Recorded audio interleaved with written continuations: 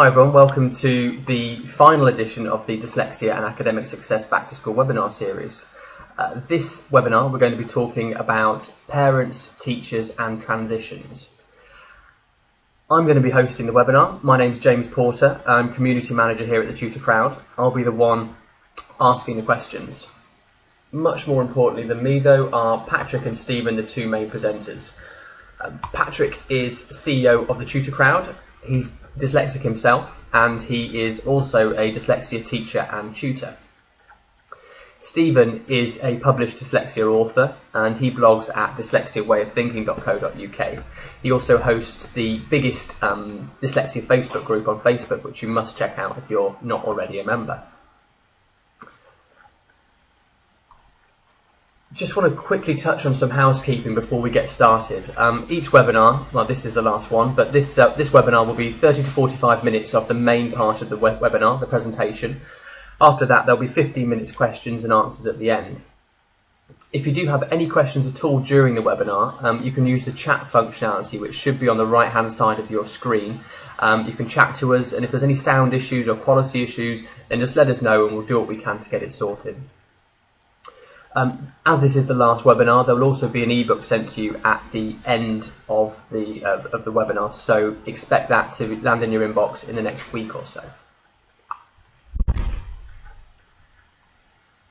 Okay, so as I said, this is the webinar 4, which is Dyslexia for Parents and Teachers, which is a synopsis of the key issues, talking about the psychology and the stress of dyslexia and how to deal with that.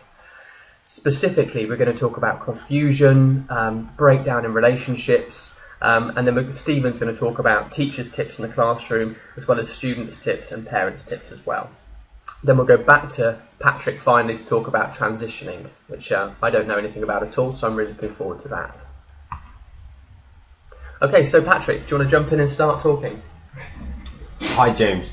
So first of all, we're going to talk about a dyslexic and a parent. We're going to do a profile of each. You know, this profile is not necessarily going to suit every dyslexic. Dyslexia is actually an umbrella term, and you know every dyslexic will be slightly different for lots of different reasons. But a lot of the time, now I come across very common characteristics. A lot of the time with a dyslexic, you have an early child dyslexic who tries hard academically and fails, and also sees others improving with some sort of tangible progress happening around them and no tangible progress happening with them.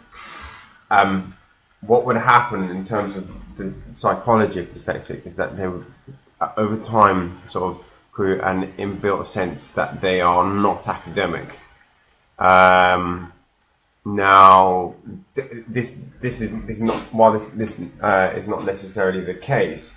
This is certainly what they feel, and this is certainly their reality, and this is also maybe the reality that teachers experience around dyslexics or non-academics. As a result, dyslexics begin to feel that the kind of academic work, there's no hope, and you know, with people also encouraging them to work harder, to improve their spelling, improve their essay structure, the quality of their written work, their organisation, but dyslexics not having a very clear understanding of how to do this, you have a sort of no end in sight scenario for a lot of the dyslexics. Now, take the profile of a parent again. You know, parents are completely different, you know, and their relationships with their kids are also completely different. But again, a lot of what I see is the parent usually wants the kid to do well and is completely bewildered in the sense of not really knowing what to do with the child. There's a lot of motivation in terms of, come on, you can definitely do it, and that type of thing. But there's no real strategy and there's no real methodology. And it's a slightly tense situation, and also a lot of the time, not all the time, but a lot of the time, I think the parents feel that the kid over time has become to be an ineffective worker, that they feel that whilst that they do have problems, that they're becoming lazy, they're becoming, you know, and that is the case. It is often the case that that a child, when they're, you know, when they've they start to give up. They become quite lazy, and so the parent is often, very keen to encourage, but also very keen to emphasize that the kid needs to work hard. Parents feel powerless, and those are the two agents in the situation. Now, let's look at these two agents together. The parent is keen for the student to do well, keen to communicate this regularly, wants to encourage hard work. The dyslexic is weary by regular underachievement, told he can do better, but simply doesn't believe it. And it's the analogy of trying to get a pig to fly. The dyslexic has no faith that this is going to happen. And what you get is you get a toxic relationship.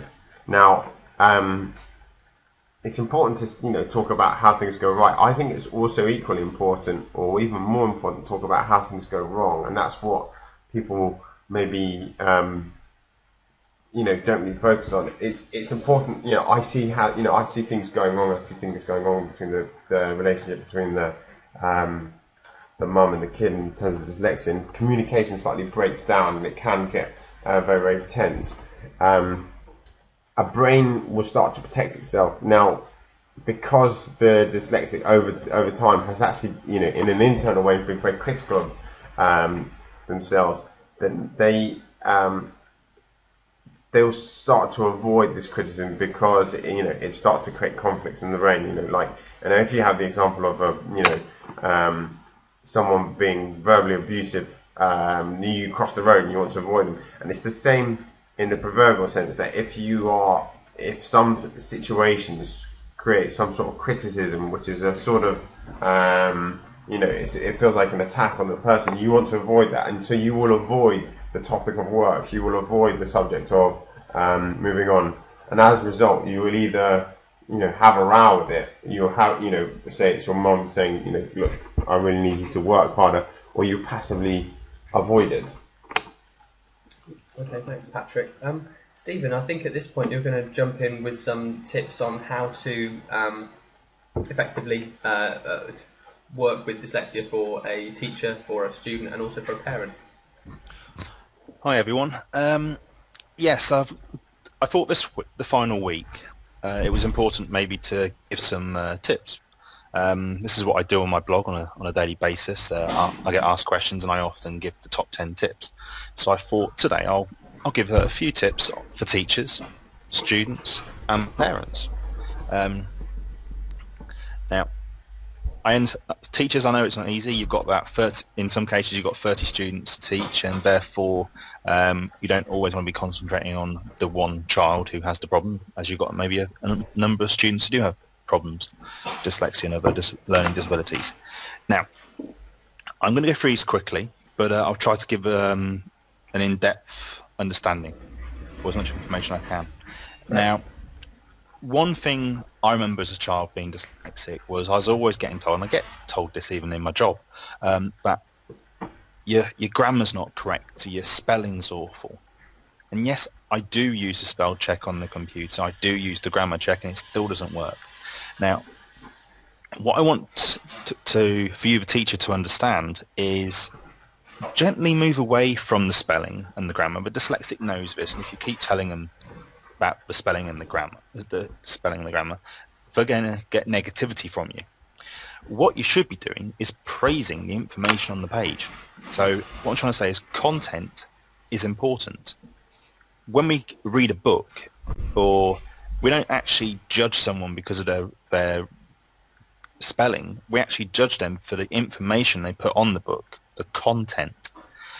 Now, the next issue I want to go with is, and I know you can't always do this in class, but it's important for teachers to help dyslexics with the spelling.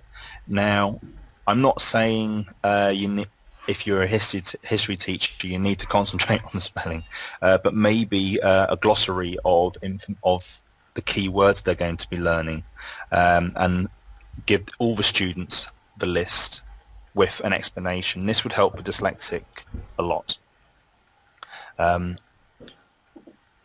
Teachers, I know that you very much like to use the whiteboards and the blackboards to teach.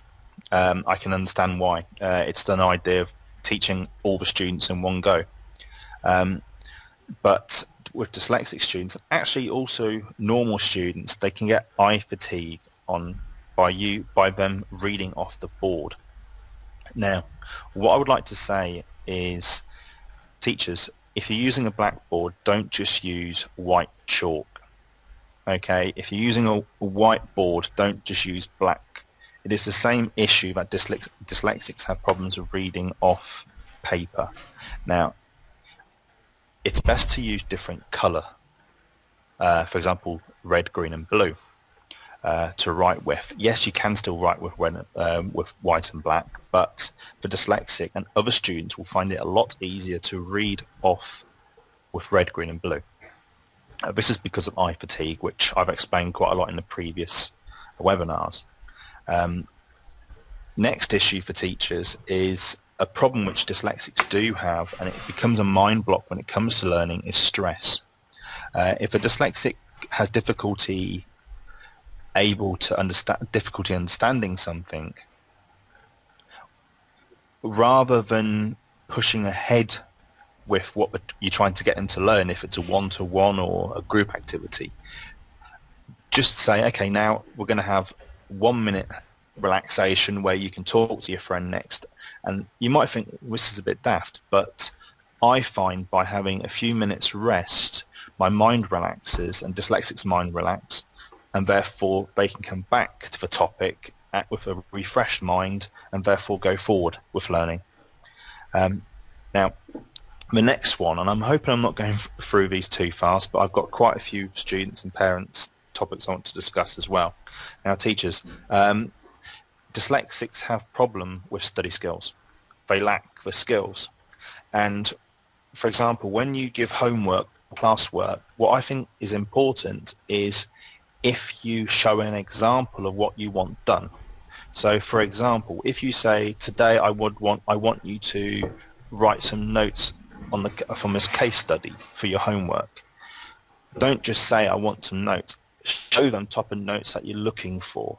Again, you could do this on a piece of paper or blackboard by saying, okay, I want each of you to write 10 bullet points. This is the type of style of bullet point information I want on the bullet point. This is an example for the dyslexic to go away and understand what they need to do and the depth that you're looking for. Because the problem that dyslexics have difficulty with, they don't understand the depth that the teacher is looking for and therefore lose grades from that. Now, again, I've just mentioned the next one, explain how you want information presented. Again, this very much is linked to study skills. I do think study skills is something dyslexics do have difficulty with, and I do think it is important for teachers to show while trying to help the student learn the different styles. Now, something I found very useful being dyslexic is using spider diagrams. Now, the reason why I like spider diagrams, I think teachers, this is a very good way of helping all your students learn, is if you write subtopics on the board that you're studying as a spider diagram. This allows especially the dyslexic to target a specific area and put information from in their mind in that area, and therefore keep that information away from the full topic or another area that they will be studying on. I find that when I'm thinking, I think of a subtopic, and this is why I think spider diagrams are very, very useful. This is a great tip for parents and a very, very good tip for students. Now, okay, I've mentioned bullet points earlier. I find that personally, I find bullet points are a lot easier to remember, a lot easier to read, and rather than giving a group of paragraphs of information to a student, try to give bullet points. Now, I said earlier on, content is important. Now, being dyslexic, you're in a negative environment, especially when you're in a classroom, and there's a lot of pressure on you from your mum and dad wanting you to do well. You want to be able to keep up with your classmates and not feel stupid, not feel thick, and you don't want failure. Now, the difficulty that dyslexics have is They feel the negativity of the teacher. Now, teachers, tell a dyslexic when they've done a good job. Even if you think it hasn't been the best of a job, that praise can be worth more than anything. Because if they turn up to that next class believing that you've told them they've done a good job, they'll have more self-acceptance and want to be learning in your class. If you tell them they've done a bad job, they will come to the next class fearing, I'm going to fail this, and therefore in stress. So it's reducing stress, and stress is very important to reduce within a learning environment for dyslexics. I hope, teachers, that you found that information correct. I'm going to go on to students now. Now, I've mentioned this before. Content is important. Now, I'm going to directly speak to dyslexics here. Now, dyslexics, if your spelling isn't great, we know it's not, especially your grammar as well. You can use your spell check and grammar check on your computer. But what you need to think about, which is more important, is your content on paper. I know from being a dyslexic that when I write something, it sometimes does not seem correct. The information is rather muddled. So you need to work out of a way to present your information on paper that highlights the key content. And the key content often is facts. So even if you highlight the key facts within a group of paragraphs, this shows your teacher that you know what you're talking about, and it highlights away from the muddle of the sentences that you write. The content is key, and it's the important bit. Now, I know as dyslexic, you're not a fan of reading, and I know this because I know my next comment you're going to hate, and I used to hate it. Read through your work. Now, I know that when you read through your work, it looks and sounds exactly what you think it says on the paper, but the teacher will say it doesn't. Now, what I would like you to do is, when you read through your work, just read through the sentence and see if there's any words missing, anything you can add to that sentence. Can it be shortened? Shorter and sweet. I hope that helps you there. If you feel, again, I've mentioned about stress, but if you feel stressed, give yourself a minute or two and sit back and just relax. Reset your mind. If you find something difficult, sometimes just either coming back to an issue a few minutes later or an hour reduces the stress level and helps you come back and start again. Your mind's fresh and you can solve the information that you need to remember.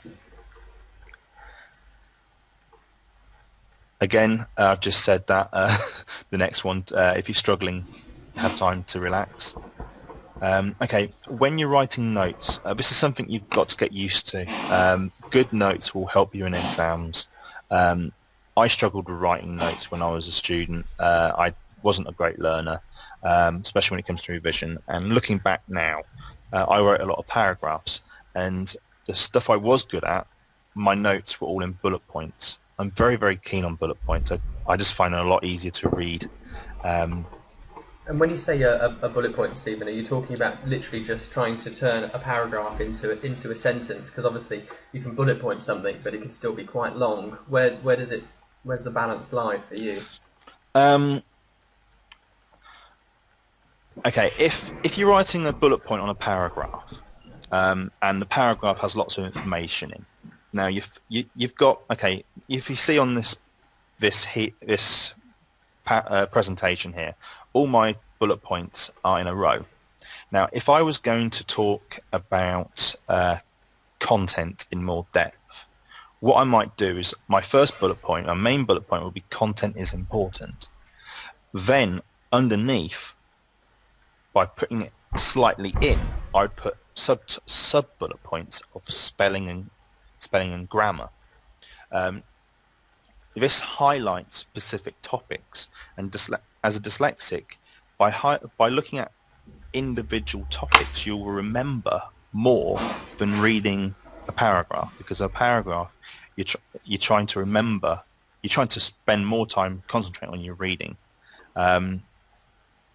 Is that okay? I mean, I always try to keep bullet points short and sweet. It basically means I don't have to read a lot of information, and it allows me to develop a picture in my mind.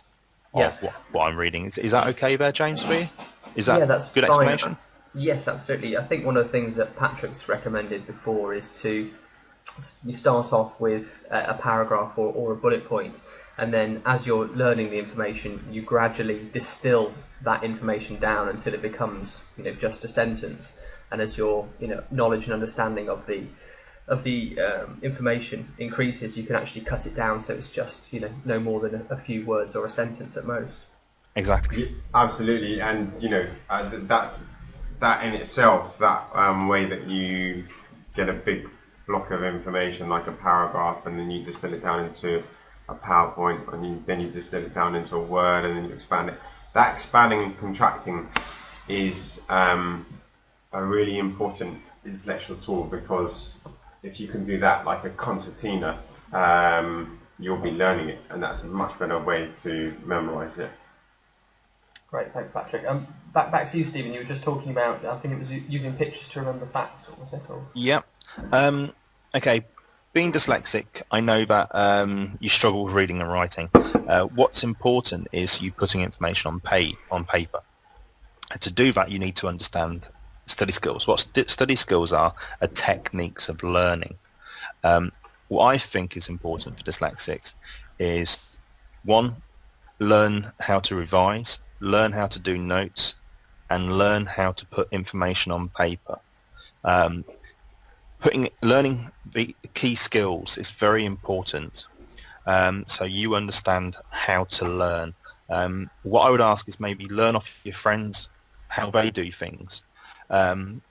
Maybe buy some books. Ask your teacher for examples of information they want from you. This means you can see what level of information they want from you. Now, the next two, pictures. I believe dyslexics think in pictures. I do. It's a technique that I use. Now, pictures say 1,000 words. They help you remember facts. Also, if you're reading a book and there's a picture, you don't come back and try to remember the text. You come back and try to remember that picture you've seen. Now, I find if I'm writing notes, sometimes I draw a picture. My pictures are not great, but when I come back to it, I can see very quickly, that's the point I need to remember. Try to use pictures as much as possible. Try to read books which have pictures. The internet's great because it has lots of pictures with a lot of text, with the text that you read. Now, something I want you to remember is don't give up. The worst thing you can do as a dyslexic, I know that it's painful in the classroom, I know that it's difficult, but don't give up. You're doing a great job.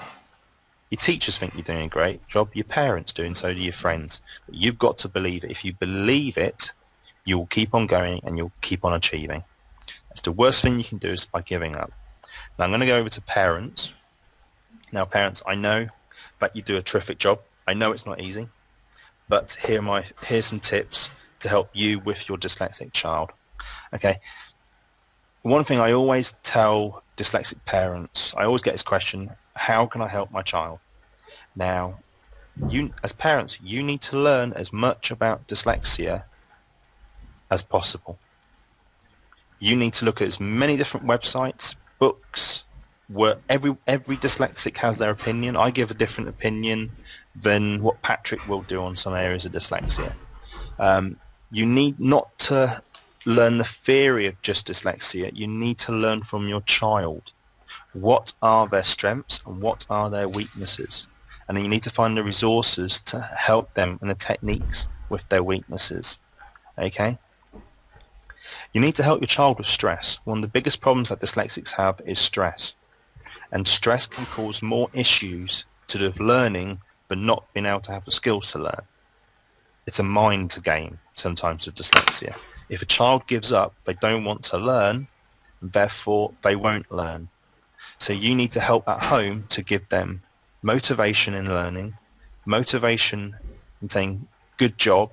We need to reduce their stress levels at home. It's time to relax when they get home.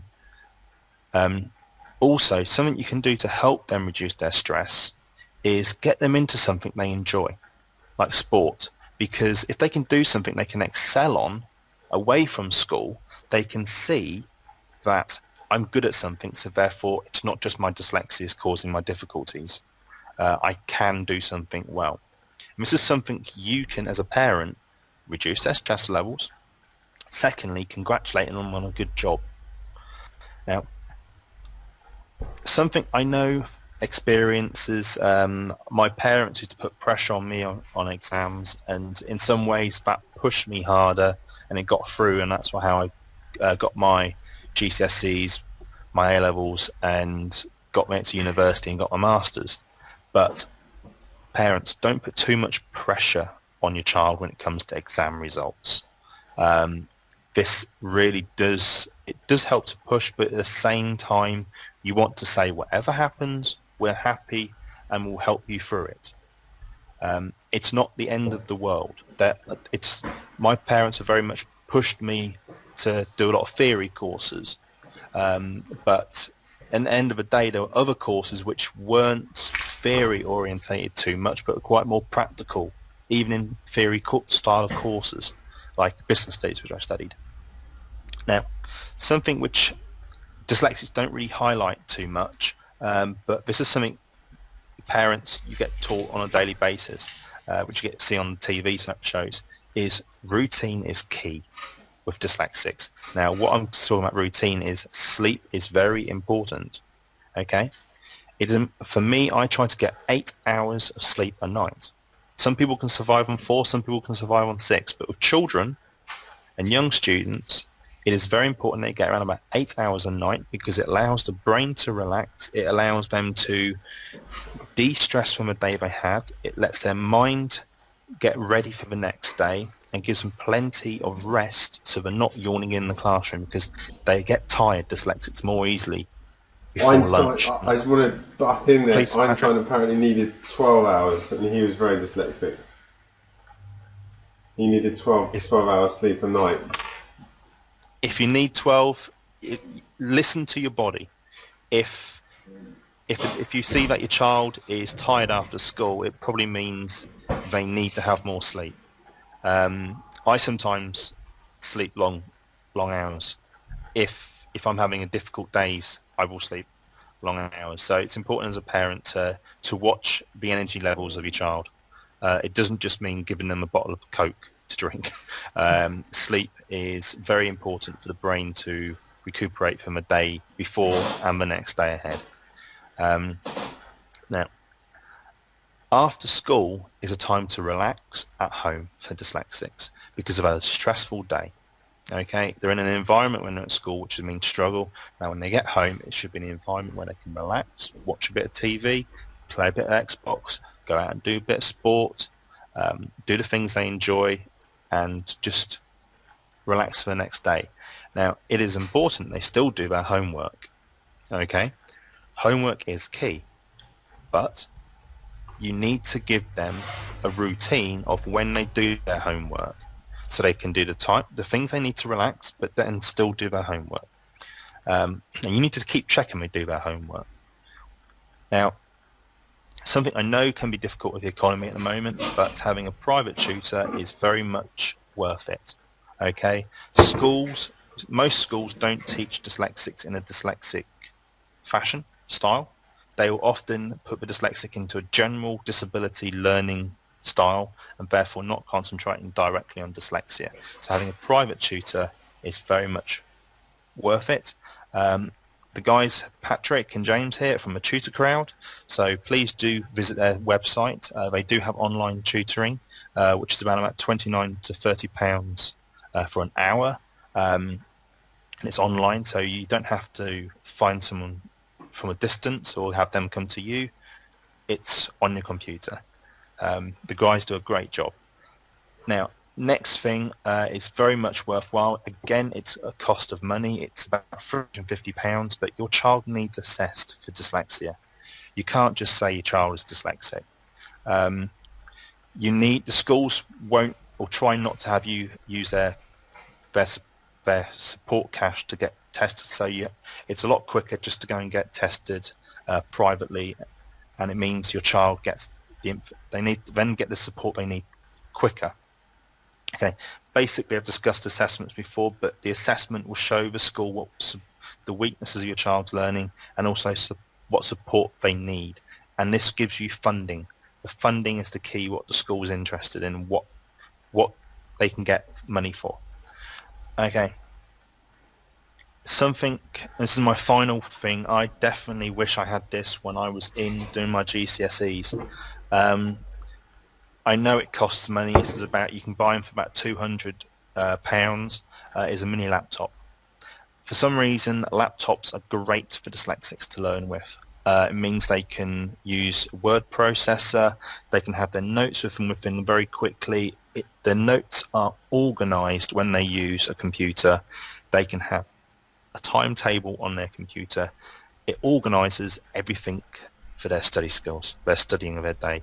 I highly recommend having a laptop. I've spoken to many parents in the past and students, and they do all say that when they started having a laptop, their grades enhanced. Some it's not the case, but there is a good percentage that having a mini laptop in school does help. I hope I've given everyone an overview of the tips which I try to guide parents with to do with dyslexia and students and teachers. I'll pass it over now to Patrick. He might have some extra tips, or he might carry on and speak in his main subject areas. Thanks for that, Stephen. That was really informative and a really complete roundup of everything for parents, students, and teachers. So thanks very much. As you rightly say, Stephen, I'm going to pass back over to Patrick now, who's going to talk about transitions. So you've got a situation with dyslexic underachieving academically, and how do you get someone who's an E grader to get to an A grade? Transitions are complicated and they're sort of sensitive situations. What you need is a number of different components to create a transition. Typically speaking, a student can make a transition by themselves. Usually better having a parent or a tutor or someone who's got some sort of experience to do some sort of academic intervention. What I mean by that is an academic plan, and the plan would basically be a step-by-step process on taking them where they are at that moment in time to a higher level academically. Patrick, can I just jump in? Sure. Could you just explain to me exactly what transitions are? A transition is when someone goes from a very low level of academic achievement to a high level. So a transition, for example, someone's got 6 months to go before their exams, or it could be a month to go, and they go from a low academic grade to actually having a good eventual exam grade.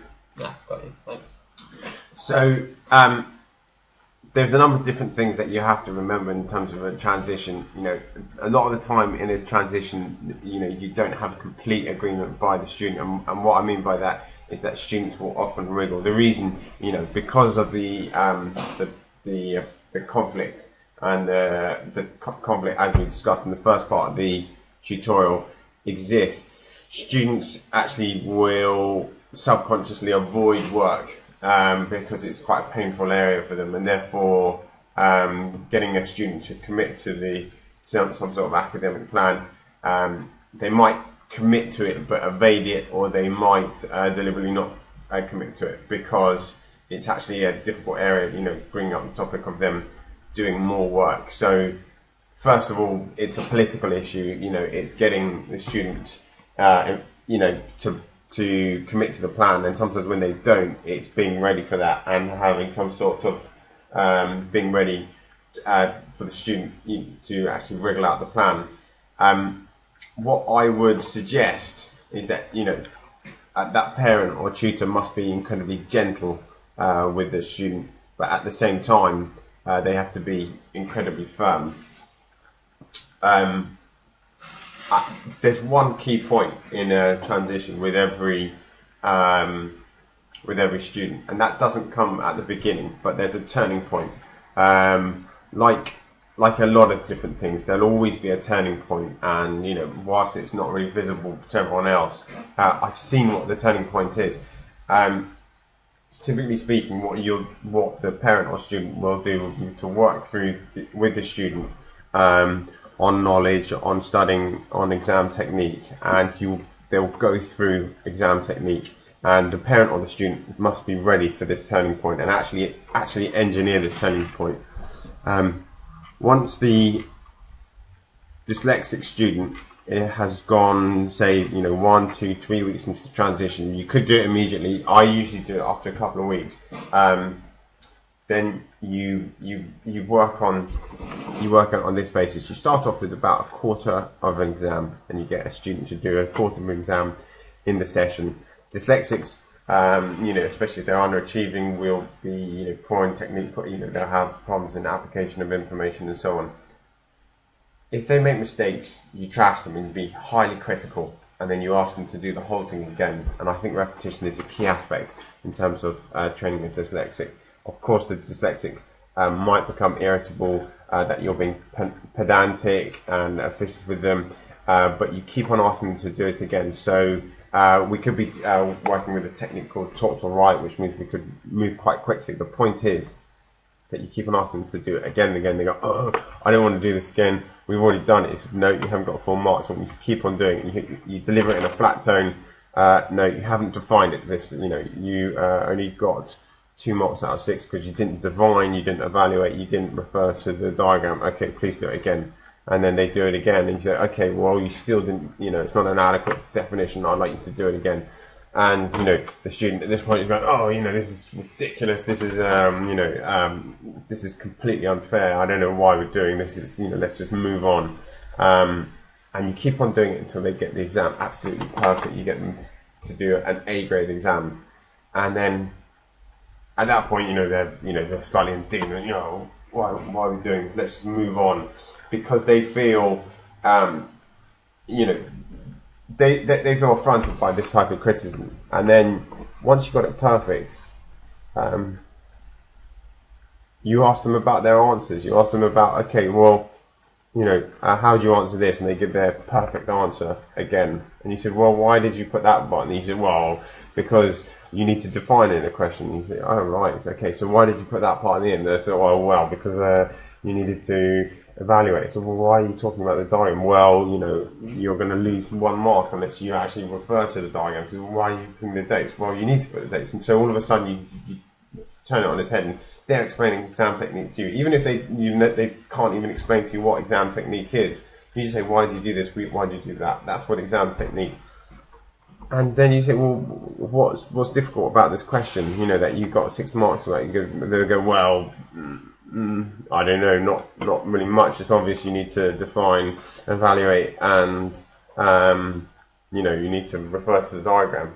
And then you say, well, what would happen if you work like this process for all exams? And then what happens is like a small glint of light appears, in the sense that they see what the process is. They also hopefully will understand that it's it's going to be different for different questions and stuff like that. But they see they've gone through the entire process, and whilst they haven't got there completely, they've done the process of 1, learning the knowledge, 2, learning how to apply the knowledge, 3, getting criticism of how they've applied that knowledge, 4, trying to apply it again, 5, 6, applying it again, getting feedback, applying it again until they've done it perfect. And whilst they haven't done 1% of what they need to do, they now understand it, because what a dyslexic feels typically is that they're on a road to nowhere, in the sense that they can work all day as hard as they can, but they won't actually get anywhere. But however, if you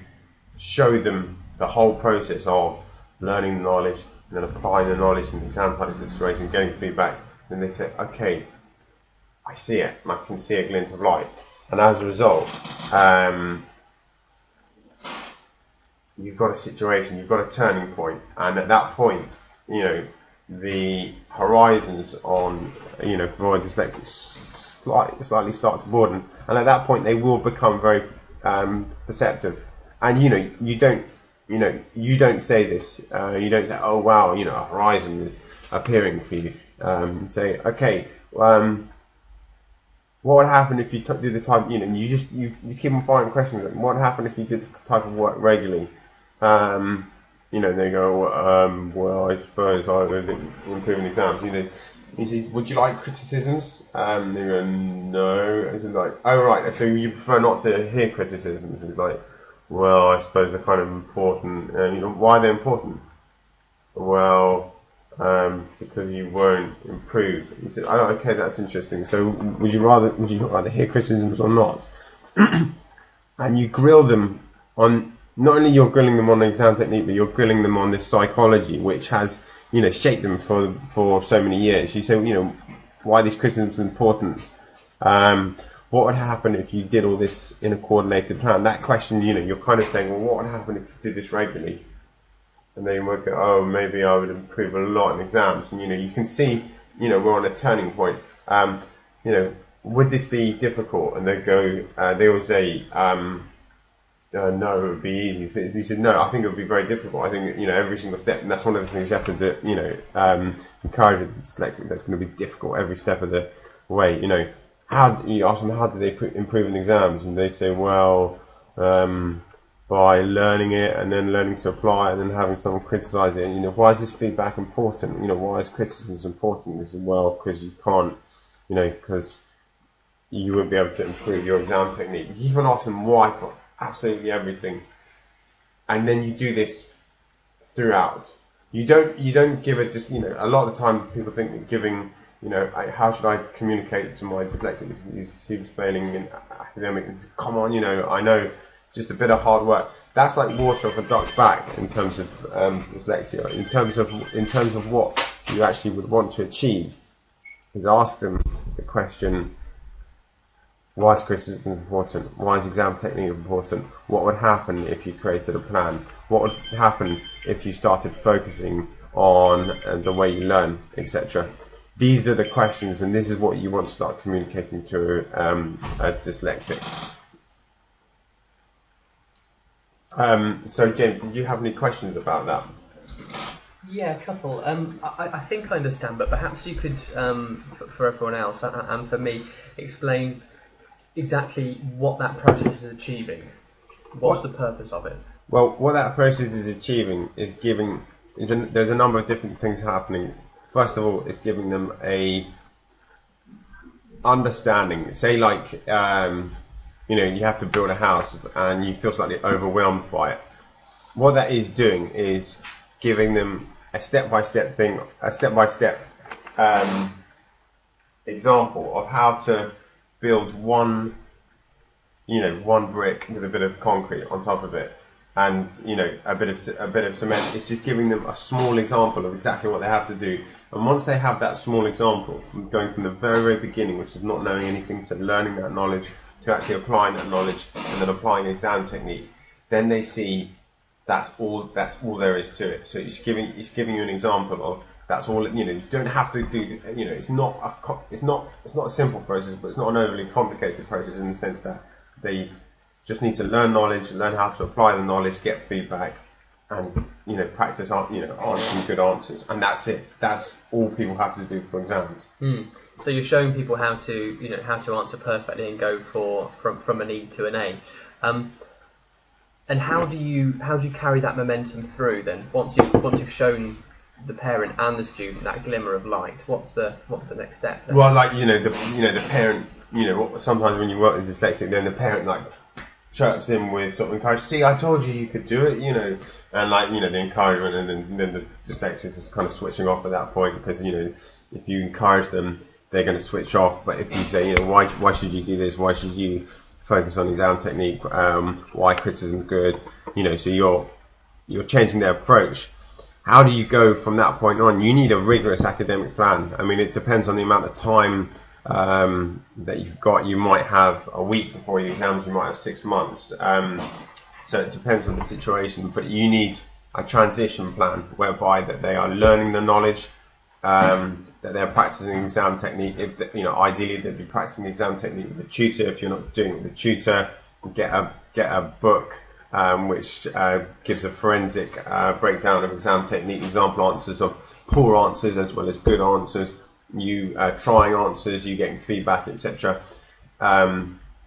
The way you do it is by creating an academic plan, and this is one of the things we do. So if you're interested in seeing examples of academic plans, talk to us at the Tutor Crowd with the right components and also working in an effective way. So with the dyslexic, you'll be doing the talk to right methodology and lots of other methodologies. Okay, thanks, Patrick. On this slide, you talk about taking a forensic approach to what the student was doing and what they now need to do. Could you go into that a little bit, please? Well, I mean, there's the sort of, for me, there's the triangle of knowledge, exam technique, and learning effectively, and you need to look at all three different things. They need to know the subject, and I think you need to have an understanding of what textbook you need to study. You need to look at your syllabus, but also you need to learn how to apply that information.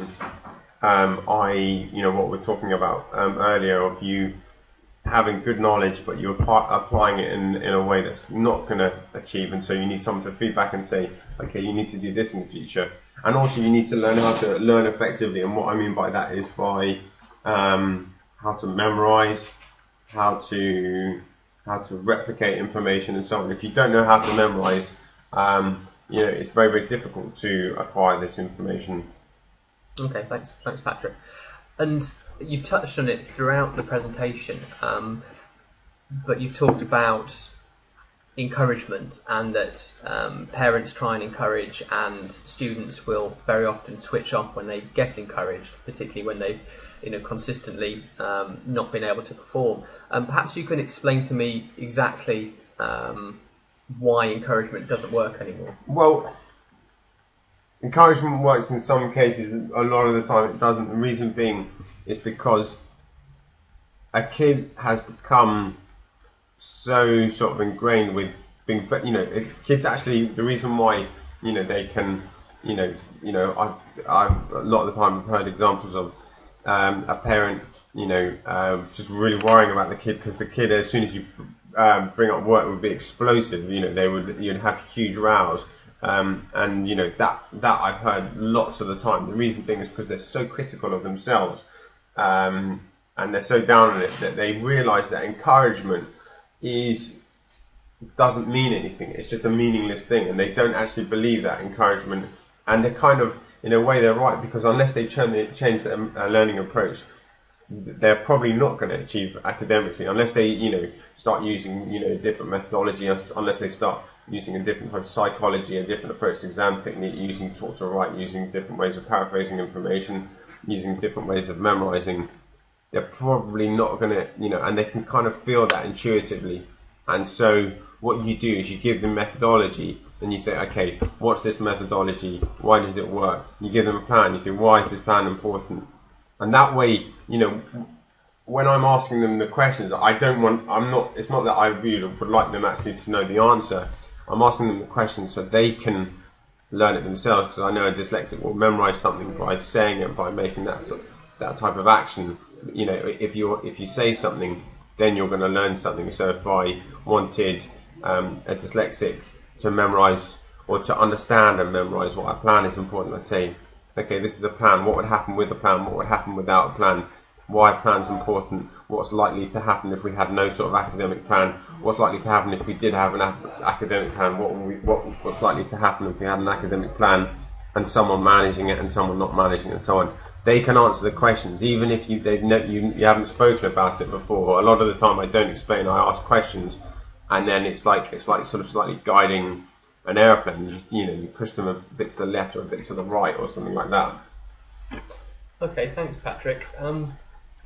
So just to sum up the webinar, and I suppose all four of the webinars, in fact, what are your key points to bear in mind for a dyslexic to make a transition going from an E grade student to an A grade student? And I'll bring Stephen in a minute, but Patrick, perhaps you want to go first.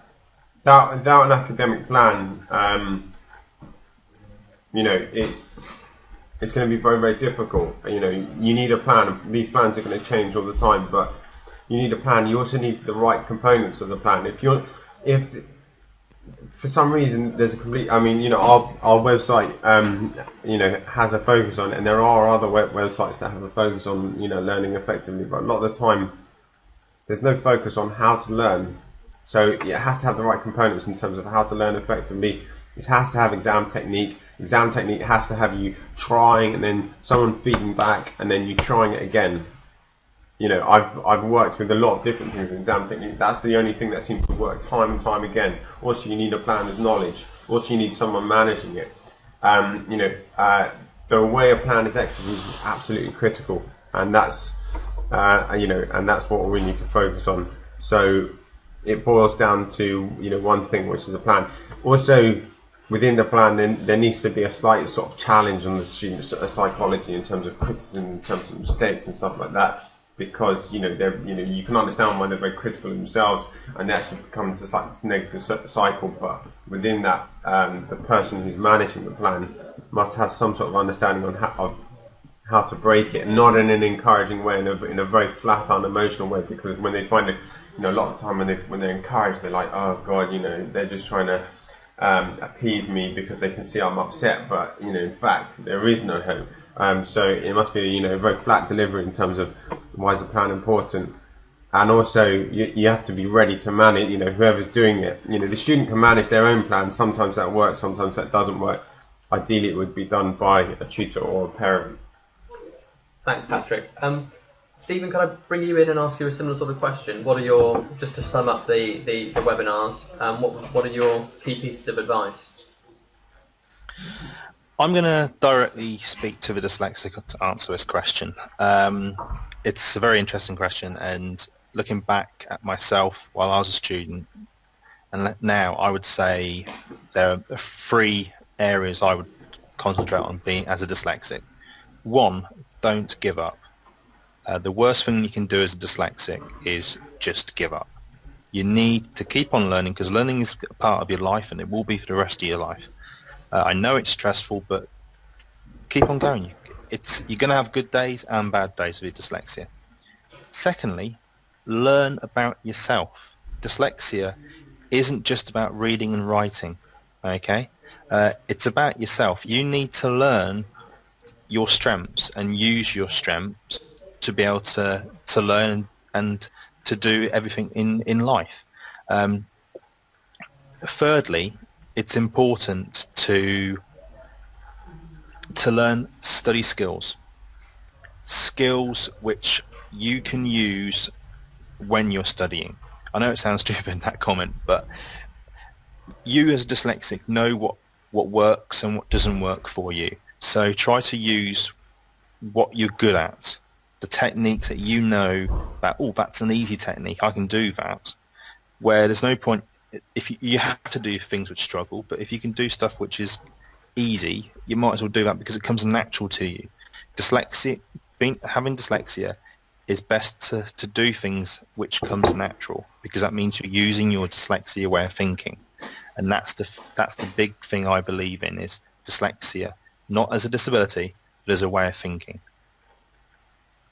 Great, is that okay, guys? No, absolutely. For that answer? I would not. Yeah, I would completely agree with Stephen. I think, you know, you got to keep the faith, and even if, you know, even if it, you know, never works out, you know, academically, keep the faith and keep trying. You know, there's no crime in you know, in failure, and you know, in fact, if you try incredibly hard in academic and it still doesn't work out, it's far better than you do that than you have, you know, have never even tried, because, you know, it will be the case that something works out for you. If you try incredibly hard and fail academically, you come out a strong person. If you give up and fail academically, you're not as strong. You know, there's something that, you know, that failure would actually teach you, you know, a great deal of, you know, about. There's something that failure will, in a strange way, very much help the dyslexic, very much, you know, strengthen. You know, Stephen Maygrave failed academically, became you know, became one of the most successful Olympians the world's ever had. So, you know, failure is important. Failure is, in a strange way, more important than success. and it's not, you know, academic achievement is definitely not the most important thing in the world. Great, thanks guys. That was a really interesting end to the webinar series. And we're now going to move into the questions and answers session. So there's lots of questions coming in already.